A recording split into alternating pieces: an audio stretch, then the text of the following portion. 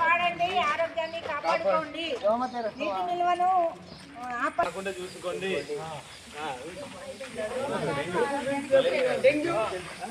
దోమకాటు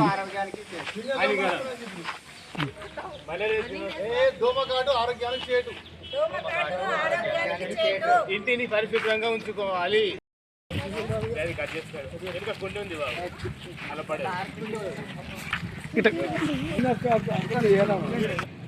దోమకాటు ఆరోగ్యానికి చెడు,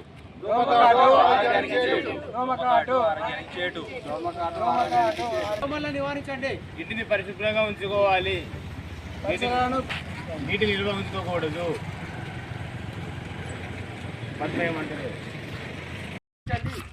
దోమలను నివారించండి.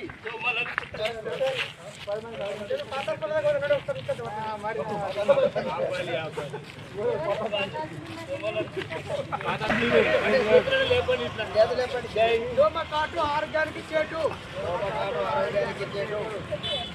అవగాహన కోసమై ర్యాలీ తీయడం జరిగింది. అందుకని జనరల్ పబ్లిక్కి అందరికీ అవేర్నెస్ కోసము దోమకాటు వల్ల వచ్చే మన ఈ డెంగ్యూ వ్యాధి గురించి, దాని లక్షణాలు, తగు జాగ్రత్తలు అన్నీ చెప్పడం జరిగింది.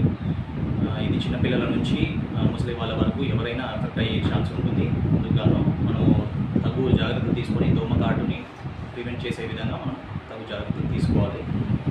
అండ్ స్టార్ట్ అని డెంగ్యూ సింటమ్స్ వచ్చేసి మనము సివియర్ ఫీవర్ రావచ్చు, అండ్ తలనొప్పి, బాడీ పెయిన్స్ రావచ్చు. కొంతమందికి వామిటింగ్ అండ్ లూజ్ స్టూల్స్ అనగా మాత్రమే తొందరగా సంప్రదించవలసిందిగా కోరుతున్నాము.